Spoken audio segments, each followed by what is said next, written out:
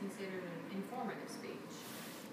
And what I'm going to talk about is St. Jude Children's Hospital, the research. Danny Thomas was a young man who sought guidance from St. Jude Thaddeus, the patron saint of hopeless causes. Danny vowed to build a shrine in his name if at some point this shrine would show him his path and what he was supposed to do in life.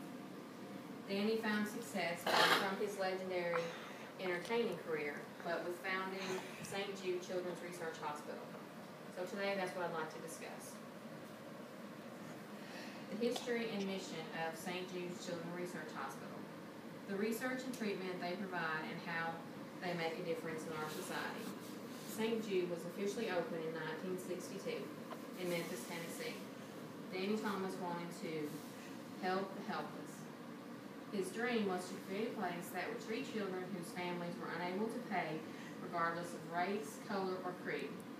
To quote Danny Thomas, "No child should die in the dawn of life." In 1960, only 20% of children diagnosed with cancer would survive. That's all childhood cancers. And only 4% of children diagnosed with a very common childhood cancer survived. And that was all. That's the type of cancer that it was. And it only had a 4% survival rate. But Thomas's desire was not to just research and treat cancer. He also wanted to treat other catastrophic diseases that fell among the children. And so began his dream and other battles against catastrophic childhood diseases and disorders. Thomas' ideal was to start his treatment for these children through research. The way that he felt was that if he could do research and find a cure for it, then he could help more than just trying to treat the patients. He focused much of his time on researching and learning about these terrible diseases. This is how St. Jude is known as a research hospital. A small portion of the research they do pursued goes towards the fields of leukemia, solid tumor, brain disease, stem cell research, infectious diseases, and hematological diseases. Danny Thomas believed that there were two types of people in the world. To quote him again, the givers and the takers. The takers sometimes eat better, but the givers always sleep better. With St. Jude up and running, the people invested time would be able to be givers. Through the research, they can give hope to children who have nowhere else to go and nowhere else to turn at the scariest moments of their life. Now I would love to share a story of an interesting turn of events on how St. Jude has helped many families. Just like the one in 2004, a family from Venezuela made a donation to St. Jude Research Hospital. And just 3 months later, their son Hinder became a patient at St. Jude. More than 2,000 miles from home, in March of 2015, their family finally had an answer. So shortly after they had started to give money to them, he was a patient within just 3 months. They learned that Hinder was suffering from rhabdomyosarcoma. It's a type of muscle cell cancer.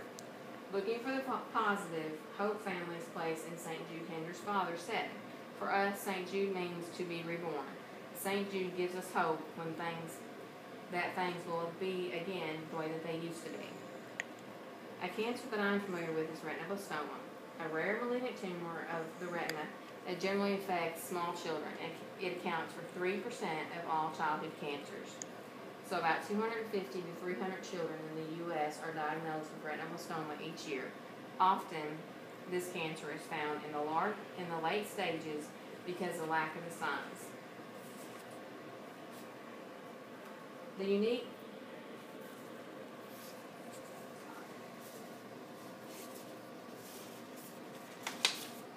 symptoms and effects. Because of how this cancer has affected my family, it is my experience that St. Jude is an excellent place to be in a time of need because of the research and the care that they give each patient and family. Danny Thomas was a very giving man. He saw a need to help the desperate ill children across the nation, and he fulfilled that need. As published by St. Jude, because of research and treatment, the cure rate for all types of cancer is up from 4% to 50%. So the most common cancer in 1962 the survival rate was only 4%. It is now up to 50%. Their history and research from the opening by Danny Thomas to the current direction by Dr. William Evans has been proven to be an effective means of treating a wide variety of catastrophic childhood diseases. The unique practice of St. Jude to these children and families comes at a large cost. They rely very much on donations from many places. There are many ways that one can donate to St. Jude, whether it be a monetary donation or blankets or new toys for the families. I encourage everyone to take a look at their website to donate whatever you can to them. Thank you. 5 minutes, 40